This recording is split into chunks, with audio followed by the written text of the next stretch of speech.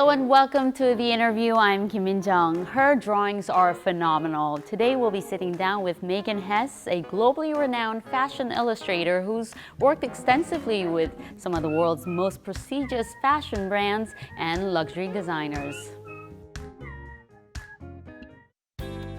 Actors Park Shin-hye and Kim Jae-kyung, singers Lee Ki-gang and Shim Eun-jin and dynamic duo. All the fashionistas and big names from the Korean entertainment industry are here to meet Megan Hess. The Australian-born fashion illustrator Megan Hess is already a celebrity in her own right, having worked with luxury brands like Chanel and Dior, as well as leading figures from Sarah Jessica Parker to Michelle Obama. Now, Seoul welcomes an exhibition of Megan's works spanning over 2 decades from fashion brands to cinema and books. The Megan Hess iconic exhibition in Seoul, first of its kind in Asia, presents over 300 pieces of her work in 9 sections, a truly comprehensive curation of Megan Hess's artistry. 과연 패션 일러스트는 무엇이냐에서 사실은 저희가 좀 기획의 시작을 된 거고 좀 이런 일러스트 작품 또한 패션 아트로서 분명히 사람들한테 보여줄 필요가 있다라는 생각을 하고 있고요. 단순히 일러스트, 드레스를 보러 오는 전시가 아니라 패션 동안 어떠한 그 아트로서 사람들이 관람할 수 있는 그런 어떠한 좋은 기회를 좀 가졌으면 하는 바람에서 이렇게 끌고 오게 된 것 같습니다. Megan started her career as a graphic designer. She entered the fashion world with her collaboration with Candice Bushnell, the author of Sex and the City. The book, which Megan illustrated, went on to become an international bestseller. Offers from Megan also flooded in, and the rest, as they say, is history.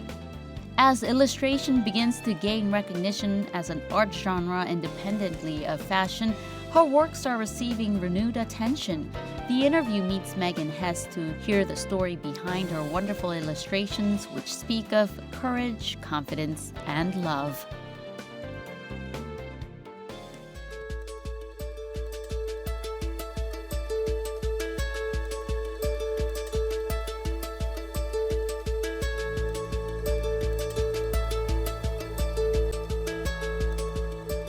Great to have you on our program. Welcome to The Interview and welcome to Korea. Thank you for having me. I'm very excited to be here. Is it your first time to the country? It is, wow. and I've always wanted to get to Korea, so I'm very excited that I'm finally here. How are you enjoying it so far? Oh, it's been amazing. I mean, I've only been here for 2 days so far, but no, I've been loving the food, and everyone's been very welcoming. So, and because of the exhibition, it's very exciting. So, right. Yeah, really good. You have quite a following on Instagram as well.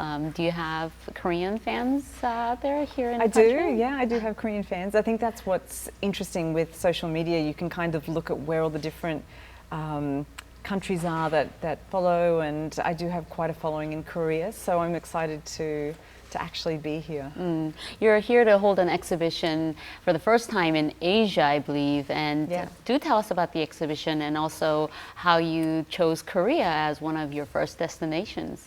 Well, this is the first exhibition of my work to this scale. It actually has not every illustration that I've ever created, but it has an enormous body of my work. It covers everything from my print collections to all of the books that I've created to the luxury collaborations. So it's really the most extensive exhibition of my work anywhere.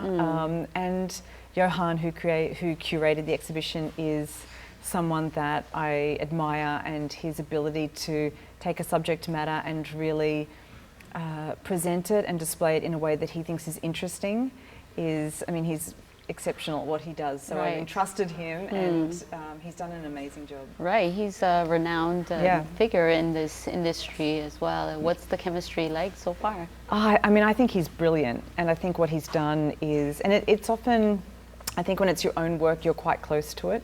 So it's always an honour to have someone with a great eye look across all your work and really select what is going to be interesting, what scale it will work at. And I mean, the exhibition, I think, takes about 2 hours in completion to get through. So to have someone really make the journey of your work in a visual sense, it takes someone who's very good at it, which he is. So Yeah, no, I'm very grateful that he has put the exhibition together. Is there a reason why you chose Korea as one of the first destinations of your exhibition? Well, really it was working with Johan and knowing that he had such a strong vision for how the exhibition would come together.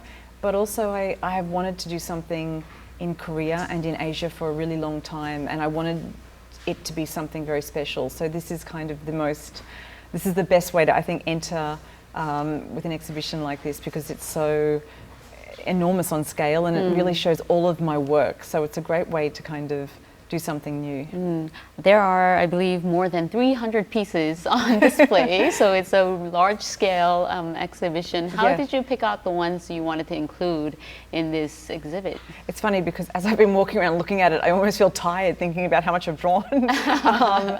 You know, it was a case of really breaking down all the work that I've worked on over the years into categories, because it is overwhelming when you think about how much you've drawn. I'm drawing every single day. So I've drawn a lot of things. So to be able to, the first step was really breaking it up into categories. What are all the books that I've illustrated? What are all the luxury pieces that I've illustrated? And then within those categories, what are the most interesting pieces within that? So it's really like breaking it down to what is the best of, or most interesting of what I've illustrated. I've noticed that they're divided into sections as well, like Paris, New York, and that's so interesting. Tell us about how that came about. Well, Paris and New York are two cities that I'm very affectionate towards and I'm very inspired by. And I actually created an entire book towards New York and an entire book towards Paris. And they're very different cities and very inspiring for different reasons. So I think that's why we really wanted to have sections for each, so that you felt like, I mean, you're in the heart of Seoul, but when you walk into the New York section, you feel like you're in New York. Totally. And the same with the Paris section. With the yellow cab right this. beside us. Yeah. I just want to hop on and go to the Empire State Building or something. What would you say are some of the highlights of this exhibition? I think it's the merging of all the different pieces that I've worked on. That's not something that is easy to do, and it's something that hasn't really been done before with my work. So to be able to immerse in the New York world and then walk into the dress section, which was a collection of illustrations that I did about iconic dresses throughout history. So they're quite different points of inspiration, and I think what's great about this exhibition is you can be completely submersed in one room, and then when you get to the next room it's a completely different theme and feeling, and I think that's what's most interesting. Not many people outside the fashion industry know what a fashion illustrator does exactly. Tell us about your job. What do I do? Right, what you do. It's always a tricky one to explain because it's hard to explain, but essentially fashion illustrators draw imagery that are based around fashion, and it really can be very varied. So everything from a tiny little illustration of a handbag through to a complete animation which involves hundreds and hundreds of frames of illustration. It might be a book cover, it could be an entire illustration on the side of a building. It really varies, but essentially fashion illustrators draw pictures that are based around fashion. Since the introduction of cameras and fashion magazines choosing to depict pictures over paint or drawings, some had predicted that the world of fashion illustration would be over, but here we are. What do you think fashion illustration can depict that a camera or a picture can't? Well, I think it's interesting because fashion illustration dips in and out, and I feel that the more we become adapt to technology, we'll actually appreciate things that are handcrafted and hand-drawn even more. And I think now with so much social media and different mediums that brands and different people show content, there's actually a lot of content that needs to be created. So there's actually quite a lot of avenues for illustration to work alongside photography or video or film. So I think it's not even so much in competition with photography. It's really a different way of visually communicating something. And now there's a lot of opportunity for a lot of different ways to communicate. So there's a lot of illustration. It goes without saying every artist has a different style. And what would you say is your style? Where's the focus? When I describe my style, I guess it is built around, I guess, the characters that I illustrate. So a lot of people can recognize the characters that I draw, and I mean, it's essentially an imaginary world. So my characters are 10 heads tall. That's how in fashion illustrations, they're very tall. No one's as tall as my fashion illustrations. And they're dressed beautifully, and they're in an imaginary world. And that's what I love about fashion illustration. It's something that if you can imagine it and if you can draw it, then you can really create anything. I know you believe in working with a pen. Yes. And in this day and age where everything's done with computer graphics and even with a smart pen, why do you insist on using a pen for your work? I still hand draw everything. I mean, all my illustrations ultimately end up as a digital file because they have to be, and a lot of my illustrations end up animated, so they need to be in layers and end up as a digital file on the computer. But everything's first hand drawn for me, and that's the way that I like to work. And I have a very special Mont Blanc pen that, when I collaborated with Mont Blanc about 5 or 6 years ago, the project was to create 4 pieces that would then be auctioned for UNICEF. And when we had our meeting, we had all the pens on the table, and I was just sketching away with them, and they said to me, why don't you draw the collaboration with one of our pens? And I thought this was a terrible idea because I thought they're so beautiful to write with, but you can't really draw with them.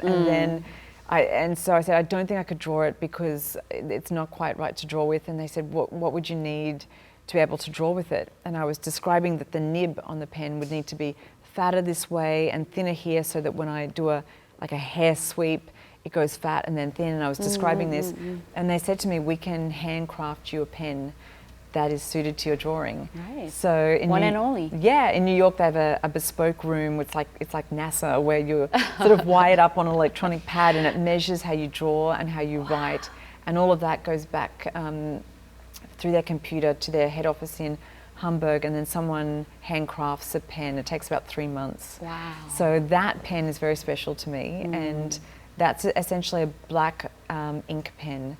And fountain pen, is it? Well, it's like a fountain pen, yes. Wow, But the nib is special to almost more like a brush. Old-fashioned, yet so high-tech. Yeah, that's right. Now, where do you get your inspiration? What's your source of inspiration? I get a lot of inspiration when I travel. I think traveling is one of those things that just really opens your mind to seeing other things, meeting people, and just stepping out of your everyday routine. So I think travel is the biggest source of inspiration, and a lot of artists I think would agree that when you observe other places and people, that's when you get ideas and that's when you think of things. And sometimes it's not till I'm back in the studio that I'm working on a new project, and I'll think about what I just saw in Paris and how that might be an idea for something that I'm working on, and it all kind of comes together. But I think definitely travel is my biggest source of inspiration. I mean, you can get to work as long as you have a pen, your pen, Yes. and your paper. And paper, exactly, Right. that's all I need. Right, so how often do you produce work, as in something that you can include in your collection? I mean, I am illustrating almost every day. On the weekends I have a break from it if I can, and I'm just with my family. But during the week when I'm in the studio, I'm always illustrating, and I have been very busy with it for the last decade. So, you know, sometimes I need a bit of a break from it to step back from it, but essentially I love it. So it's constant, which means there's a lot of things that I've illustrated. You said traveling is a source of inspiration for you. I know you've only been here for a couple of days. Have you found any source of inspiration since your stay here so far? I have actually, and I haven't said this to any of the girls that I'm working with, but a lot of the talented women that are working on the exhibition, we had dinner last night and I've been with them, and even just observing their style and their shoes and their bags and the way that they dress is really interesting to me, and so that's been inspiring to me. Wow. Yeah. These are Korean girls? Korean girls, yes, that are working on the exhibition behind the scenes in terms of bringing the exhibition. What did you think was different? It's not so much that it was different, it's just a sense of style, and it's something that I really notice when I travel and I go to a different country. You know, working with clients in New York compared to Paris, there's just a different sense of style, and I've found there's a really chic Korean look here. That's what I've seen so far. I see. Yeah. So when the visitors come and take a tour around the exhibition, what message, if you will, do you want them to take away? I always think, and I always describe that there's enough things in the world that are not happy, that I really want to create illustrations that make people happy. And a lot of the illustrations that I work on are very, I hope, positive and uplifting, especially to women. I want them to be aspirational and inspiring in some way. As a thank you for Korean fans, Megan is hosting a special event where she will tell the story of her journey in fashion illustration. Can we expect to see some Korean inspirations in your work in the near future? Everything from how beautiful you all are, but also how cool and unique your fashion style and fashion sense is, and that's very inspiring to me, and I am really excited to try and bring a Korean influence into some new illustrations that I do when I get back. So if you follow me on Instagram, watch out for what I do with that. I hope I do you justice when you see it, but I've definitely been very, very inspired. Megan's international reputation precedes her to anyone who's ever studied fashion or has an inkling of interest in the industry. Her life and work are admired by many. 사진이 담아내지 못하는 부분을 일러스트 작가님으로서 담아내셨던 부분, 그 감성이요. 공감이 가는 부분도 있었고, 그리고 제가 생각하지도 못했던 부분도 작가님이 이야기해 주시니까 너무 놀라웠습니다. 너무 세련되게 색감을 쓰시는 것 같고, 심지어 이제 실물 옷보다도 더 예쁘고, 이제 무채색 배경에 이제 컬러감이, 옷만 이제 컬러감이 있는데 그게 너무 잘 어울려서 저도 이제 그렇게 그려보려고 하고 많은 도움이 될 것 같습니다. 원래부터 메간 헤스 팬이었는데 한국에서 좋은 기회에 전시를 보게 되어서 너무 좋았고, 이제 패션 학생이다 보니까 일러스트를 그릴 일이 많고 많은 영감이 된 것 같아서 너무너무 좋았습니다. Most women in Megan Hess's works are beautiful and refined, and they ooze confidence and dignity. That's one of many reasons why Megan's works mean so much more than what meets the eye. I really hope that everyone just really enjoys the exhibition, and if they get a chance to wander through and see all the different pieces, I hope they feel a sense of the magic that I felt when I created those illustrations.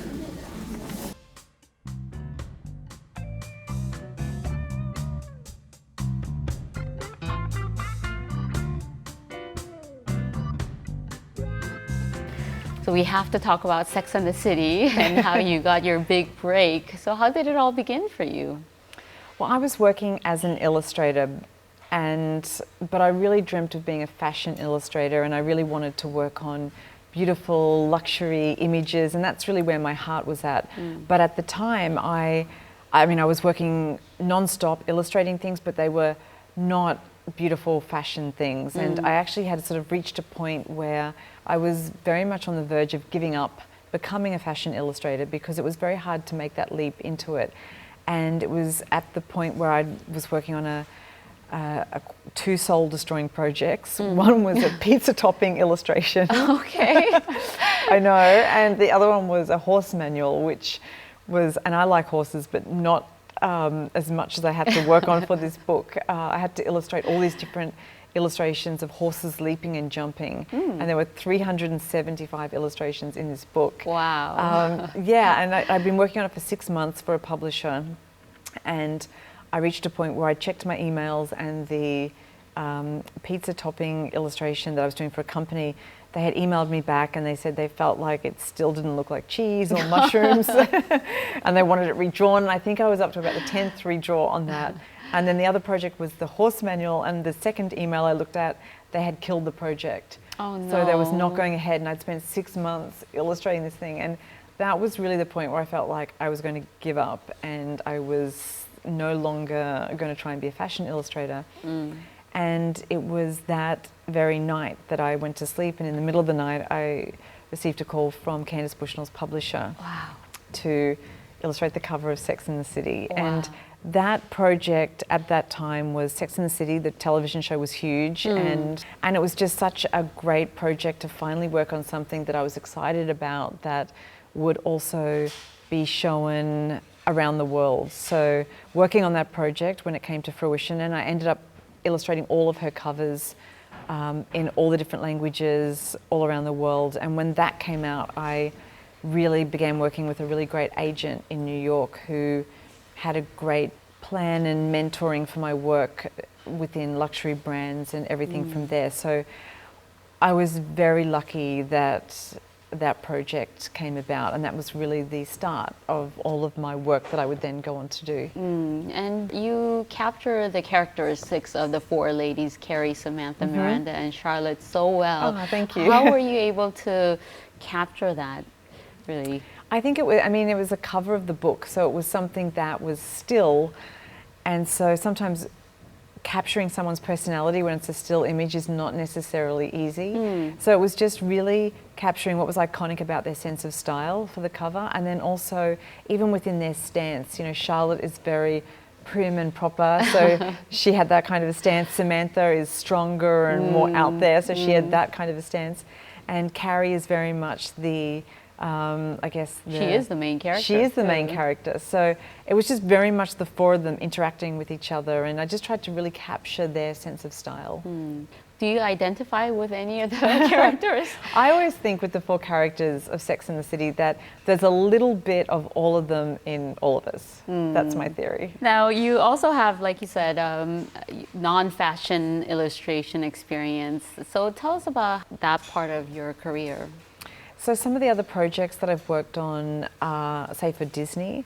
I've worked on all of the Disney princesses. Oh, wow. Yeah, which I guess still has a fashion context to it because, I mean, that was a very special project because growing up and loving those characters and also wanting to draw, that was the subject matter that I would draw as a little girl, the Cinderella dress. So then when Disney came to me and asked me to reinterpret the Disney princesses in their iconic costumes, but in my style, it was a huge honor, and it was really fun to create those illustrations. Were you always into dresses and princesses as a little girl as well? I loved fashion, and it was more that I loved drawing it. And I think I'm someone who, you know, I'm happy in the studio in kind of basic black and just drawing incredible couture. You know, I don't necessarily need to be dressed in it to appreciate it, but I love seeing it and drawing it, and I love the creation of it. People recognize your drawing. Yeah. When do you think that's become evident, if you will? I think it's something that's just happened over time. And, you know, when I meet fashion students or illustration students who say to me, how do I find my sense of style in my own drawing? I always say to them that if you just keep drawing, your style will find you. Oh, wow. I think it's just something that you know, I've been drawing every day since I was probably 3. So I think your style just becomes second nature. And for me, my characters have become almost second nature as well. You have a resemblance with some of your characters as well. Very lean I'm not as tall. and glamorous, very beautiful. Now, you've worked with many fashion houses, of course, and luxury brands as well. So tell us about how that was, what that was like to work with these luxury brands. Well, it's very exciting, and it's something that I always wanted to do. I love the history and the unique signatures of each brand, and that's something that I've thought is so interesting to me, that a Burberry is so different to a Louis Vuitton, Chanel is different to Dior. They're all very different, and they have something very signature and unique about them. And so for me, being someone who really likes and loves and has admired what is unique about them, to then be asked to draw something for that brand is an honor, and it's something that's just enormous fun to me. So I love that, and I think it's a great way to tell a different visual story to what they would do with photography or a film, and it's an honor. I'm sure they can be really picky, and it could be challenging to be working with these brands as well. Yeah, well, I think, you know, a lot of them haven't become what they are today without being protective of their look and their and their brand, and they have to be to maintain what it is that makes them unique. And and I respect that. And I think the thing for me, it's learning.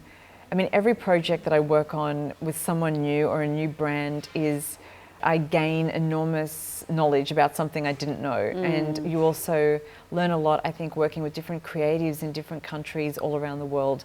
Everyone works differently, everybody creates differently, and I think there's sometimes an enormous challenge, but it's an enormous feeling of satisfaction when together you make a project come to life and it's different to anything you've ever done before, and it's something that you're proud of. So it's challenging, definitely, and some come together quicker and easier than others, but all of them I gain something from by working on it.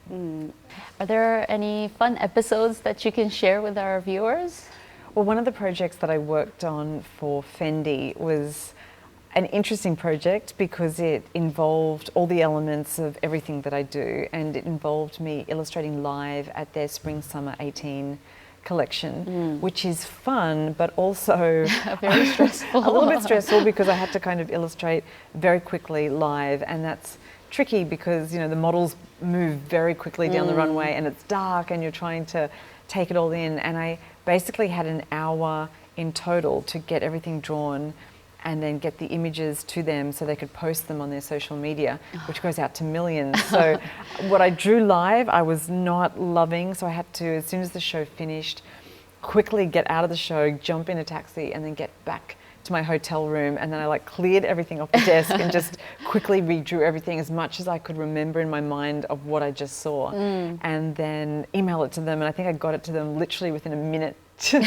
the deadline. So, but that again was part of the fun of what I get to do. Some things you get a lot of time for, and some things you get no time for. So you've got to make both work. Sure. Now, how do you make sure you communicate with the designers and also just reflect those values that they have into your illustrations?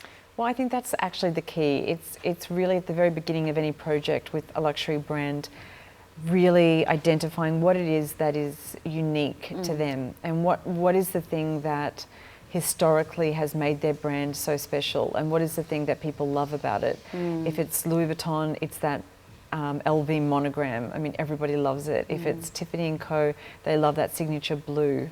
With Dior, it's the Canache quilting. So there's something very iconic about these brands, and it's always identifying that, and then it's illustrating that story in a fresh and new way. Now, you were even asked to draw an illustration of former U.S. First Lady Michelle Obama. Did you have to sit in front of her, or No, how did it work? I didn't sit in front of her, but I was just as nervous working on it with her not in front of me. It was for her book, and I think there was about 10 portraits in total for the book, and everything from portraits of her to portraits of her with her children in the White House when she was there. And it was one of the most, when I say difficult, it was difficult in the sense that a lot of my illustrations are of my characters, and so they're second nature to me to draw.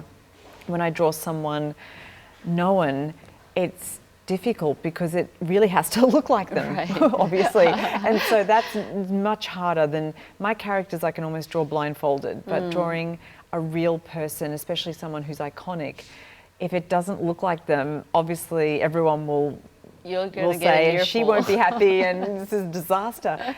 So not only did it need to look like Michelle, but it also really needed to be realistic to her interiors. So when I drew her in her office in the White House, it really had to be the background of her real room. So the attention to detail on that project was a lot of concentration, and it was a little daunting because I admire her so much as well, and I really wanted it to be right and for it to be liked. So when it came to the final pieces and she was happy and everyone's happy, I was very happy, relieved.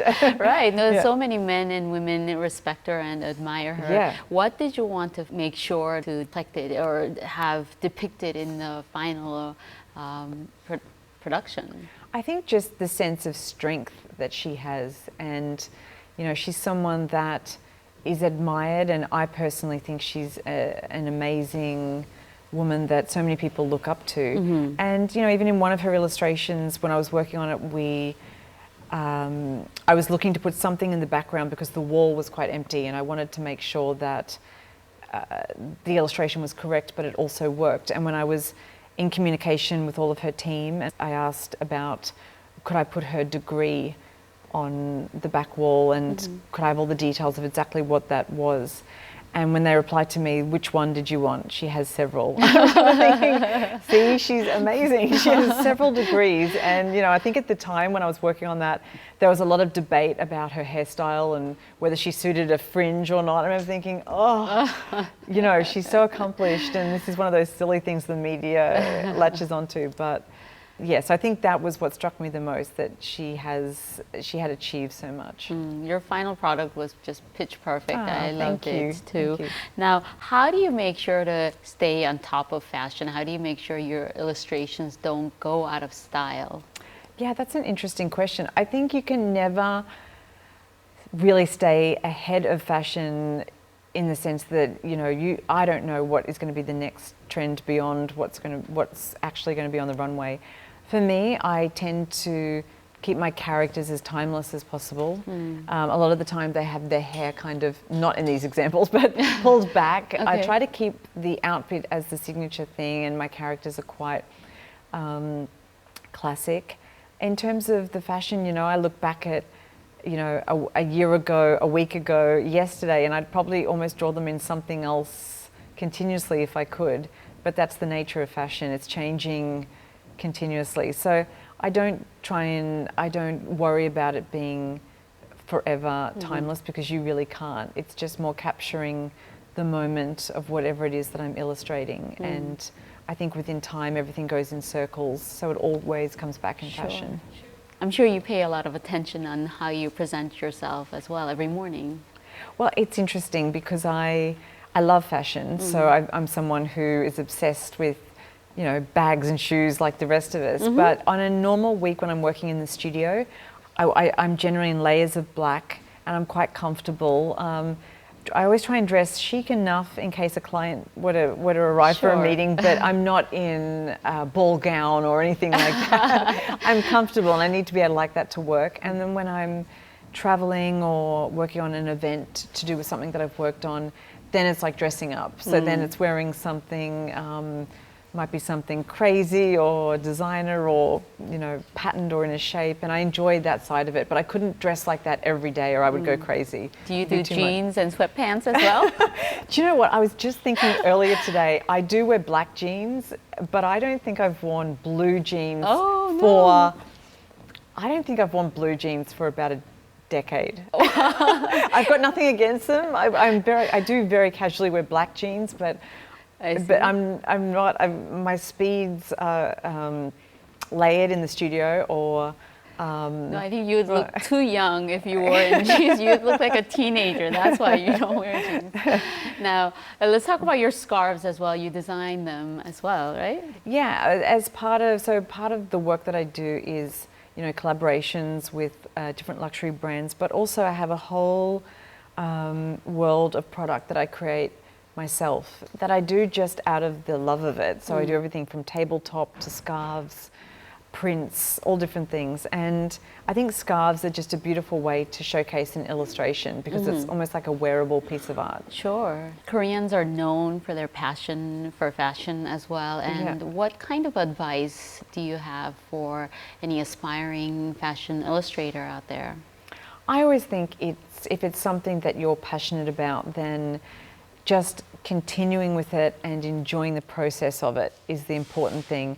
And regardless of where it ends up, I think enjoying the process of drawing will mean that you won't be left wondering as to whether or not you should have done it. And wherever you get to at the end will be worth it, because you actually tried and you put your effort into it. And I think in terms of your style, the more you illustrate, the more your style will just develop, and the more that you'll find yourself drawing the things that you're really passionate about.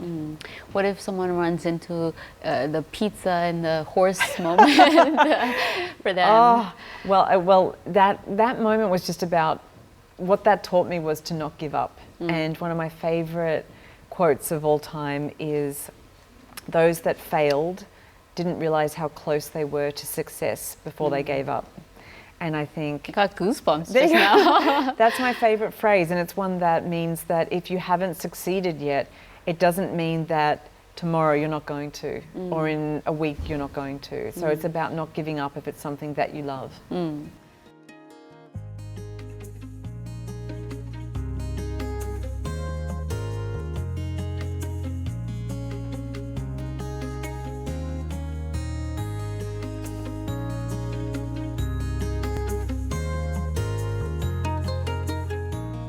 Now, your work focuses on something so glamorous and glitzy and fancy, right? So how do you make sure to stay grounded? I mean, I'm a mum with 2 kids, so that's That'll pretty do the job. grounding. That's pretty grounding. You know, I travel a lot, so I'll come back home and look in my wardrobe, and I've got still a pile of clothes from South Africa when I did a trip just recently, and I've got this washing needs to be done, and this needs to be sorted out. So it's that's the reality of life. So that's pretty grounding. Now, your illustration, like you mentioned, of Disney princesses are just amazing with their dresses thank you. and just, gorgeous, right? So tell us about how those drawings came about and also the area of focus when you draw these princesses that so many girls dream about. Well, when growing up, I loved all the Disney princesses, and I loved the stories, and I always think, for me, I loved say Cinderella, for example, even more so than the storyline about the prince. I just loved the palace and the staircase Of and course, their glass shoes. yeah, the glass shoes and the carriages, and I loved all of that. And drawing it was such a fun thing to draw. So, and as a child, not knowing whether I would ever have a career as a fashion illustrator, when I did grow up and Disney came to me and asked me to illustrate all the Disney princesses in their iconic costumes, but in my style, that was like a dream project. Like I pictured myself at 5 being told that one day you'll get to do that. And it was fun because I pictured it almost as if, I drew them as if, what would it look like if Cinderella was coming down the runway for Valentino? How would that iconic blue dress that you see in the cartoons and animations look in a couture show? So that's how I approached it. So the dresses are drawn like my characters, but you can tell it's Cinderella, if that makes sense. Yeah. So Cinderella, Snow White, have you done? Cinderella, Sleeping Beauty. And the pink dress. In the pink dress. We did Jasmine from Aladdin. Ariel from The Little Mermaid. Of course. And Beauty and the Ariel? Beast. Oh yes, the iconic yellow dress. Yellow, yeah. But does Ariel have a dress? Technically, Ariel wears the shells and the And the mermaid fin. tail, but I gave her a couture dress that had a fish tail, so it was fun. Sounds amazing. She looked very chic.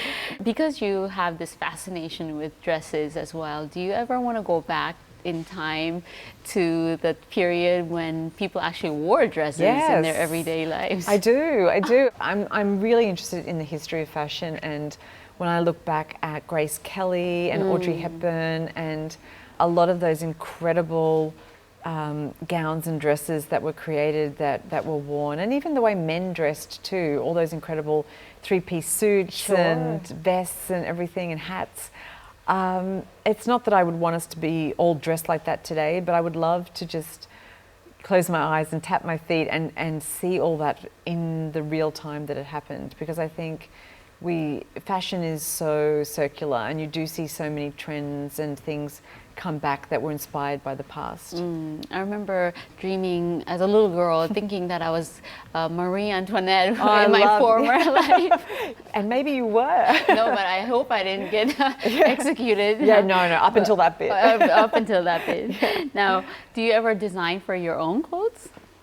I have collaborated with a designer called Poka Poka. They're actually a Polish designer that works very much between Poland and the Middle East, and it's a long story, but I met them in the Middle East, and together we have done a collaboration of clothing together where I designed the collection and illustrated it, and then they made that collection. So that was the first time that one of my drawings of a collection of clothing had sort of come to life. And I don't have the skills to make clothing, just to draw it. So I just kind of created it. But it was the perfect partnership between, I'd always loved their clothes and I loved the craftsmanship of how they made pieces. And being able to see the drawings come to life into a real garment was fun. Something tells me you would do lots of laces and beads if you were Yes, to there was like design. lots of baubles and beading and yeah, all that type of thing. What are some of the most memorable pieces of work that you've done so far? I think for me, the first big projects that I worked on were so memorable because I never thought I would get to that stage. So the first time that I worked with Tiffany & Co. in New York and illustrated for their windows was really special. I had been to New York for years and I would always walk down Fifth Avenue and look in the windows and dream about maybe one day working for them. So when they contacted me to illustrate that, that was a really special moment. Working for Cartier in Paris on Paris Fashion Week was another really special moment. And you know, it's really the projects that have had the most creative opportunity. So that one, for example, they had 10 beautiful pieces of jewelry, Cartier, and they wanted me to imagine 10 different iconic French women and how that piece of jewelry would translate into one of my fashion characters. So just projects that I think were exciting and had a really good opportunity to do something interesting.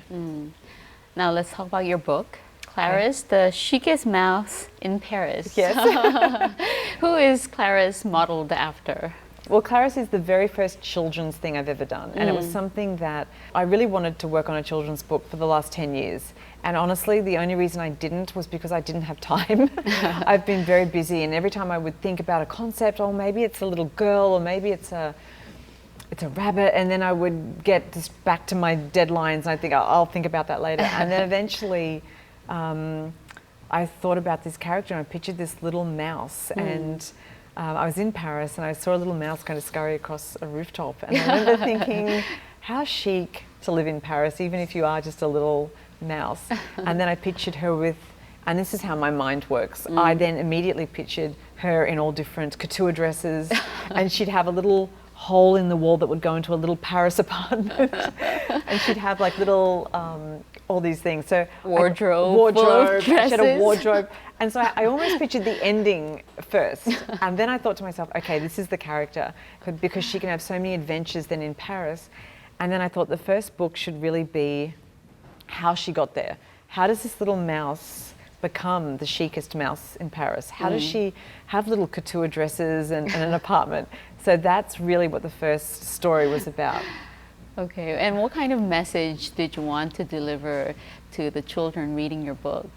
I really wanted her to be something, a little character that's tiny and small, yet brave and strong and ambitious, and I wanted her to be almost how I feel, you know, someone who loves fashion, but that doesn't mean that you don't care about lots of other things as well. So I wanted her, fashion is kind of her fun and her world, but the moral of the story and the main thing of the character is she's a very kind little mouse, and she's someone that cares about other people, and she's not afraid to help someone who needs to be helped in life. So I wanted the story of it to really be a very positive story for children, but on a practical level as well, having 2 kids, I wanted it to be a story that was fun for mums and dads to read at night. And you know, there's so many books, and I wanted this one to be something that, you know, someone like yourself might smile at if you were reading, or think that's funny that they're passing Chanel, or you know, I would definitely love reading this to my kids. Now, and what kind of feedback have you been getting? She's done really, really well. I think when she was first released, she became a bestseller. So of all my books, I think I would need to check, but I think she might be my biggest selling book I so love far. how you refer to the book as she. Like her Clarice is the I book. do. She's really, you know, she's something that when I created her, I really had, and still do, a lot of plans for her. And I think it's something that, you know, each of my other fashion books, I kind of like to work on a subject and then move on to another one next. But with Clarice, I'm building on her as a character, and I really want her to have lots of different adventures and stories. And I want her to be someone that both the children get to know and learn more about her with each book and fall in love with her. That would be my dream. And she's just fun to illustrate. She's just cute to... If my fashion illustrations are 10 heads tall, she's like half a foot tall. She's small. More realistic. Yeah, more realistic, yeah. And so, what was the reaction of your children to your book?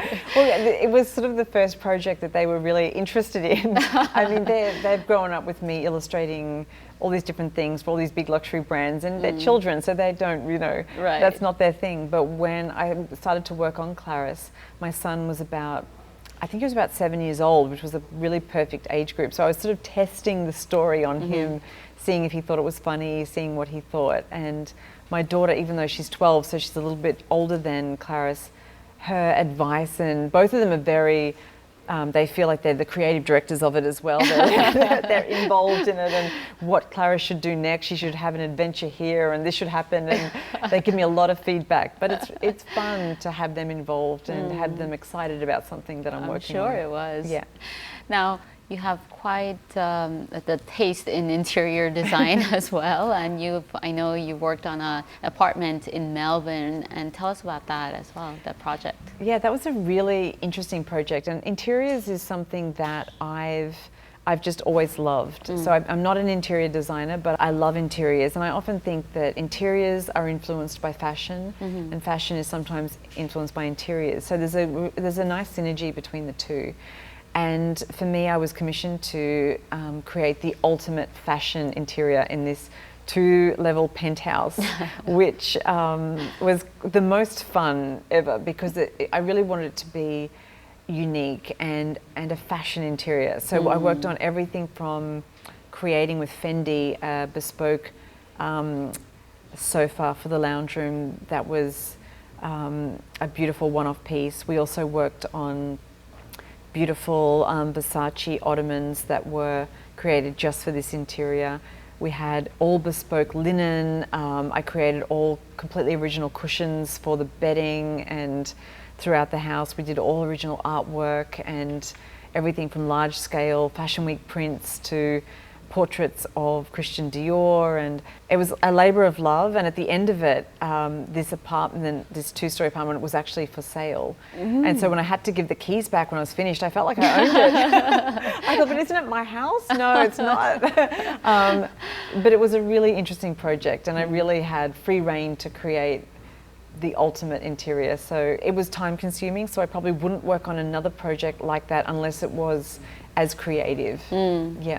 You mentioned the relationship between fashion and interior design. How do you think these two are related, and how do you think they give energy to each other? Yeah, I think it's really interesting. I see a lot of things influence each other, and I noticed that it could be a color, that olive green is a really key color within fashion during, say, an autumn collection. Then you'll see with a new collection of cars, you'll see that olive green come through into that. You might see within velvet sofas at the same time at Milan Furniture Week, lampshades have that olive green.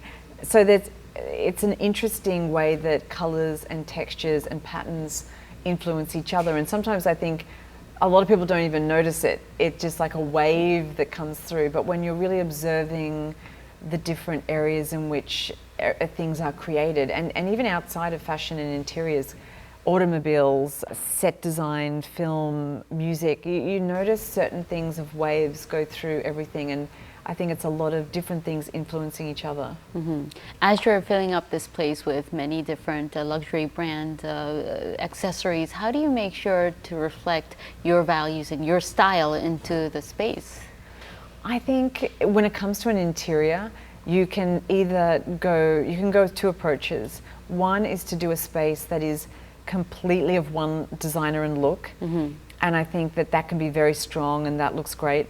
Or the second approach is to be eclectic, and I think the eclectic look is something that I really like most of all. And I think pairing, for example, in the interior that I did, the really graphic, bold Versace ottomans that are very Versace beside a beautiful wood piece table that's very understated, they're kind of opposites, and in a way they work beautifully together. So it's a mixture of different things that don't necessarily go together, but somehow if you've got an eye to put them all together, it tells a really unique story. Right, and having that eye is you. Hopefully. You have that eye.